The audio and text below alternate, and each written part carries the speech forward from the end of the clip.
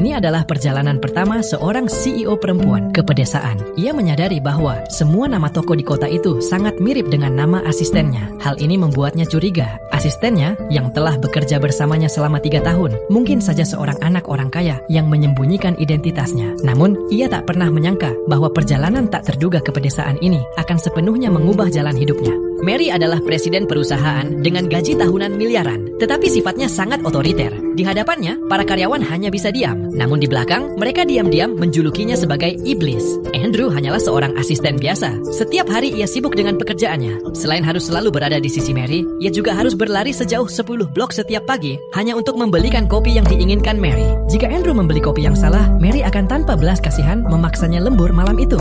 Andrew bekerja dalam lingkungan seperti ini selama 3 tahun. Dan selama itu pula, ia hampir tidak pernah menikmati liburan. Mary sendiri cukup puas dengan asistennya yang selalu siap sedia. Namun suatu hari, Mary menghadapi masalah besar.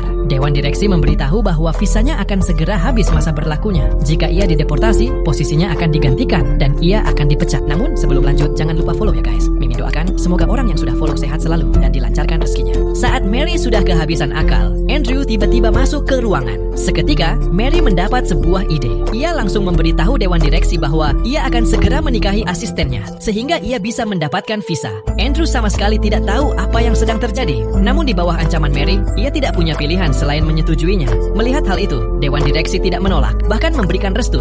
Berita tersebut menyebar ke seluruh perusahaan dalam sekejap. Semua karyawan terkejut dan diam-diam mendoakan Andrew. Kembali ke kantornya, Andrew langsung menolak tanpa ragu. Ia tidak ingin menikah, tetapi Mary memberinya alasan yang tidak bisa ia tolak. Mary mengatakan bahwa jika ia menolak, ia akan dipecat dan 3 tahun kerja keras Andrew di perusahaan akan sia-sia. Lebih buruk lagi, Andrew juga akan ikut dipecat. Akhirnya, setelah berpikir sejenak, Andrew dengan terpaksa setuju untuk menikahi Mary.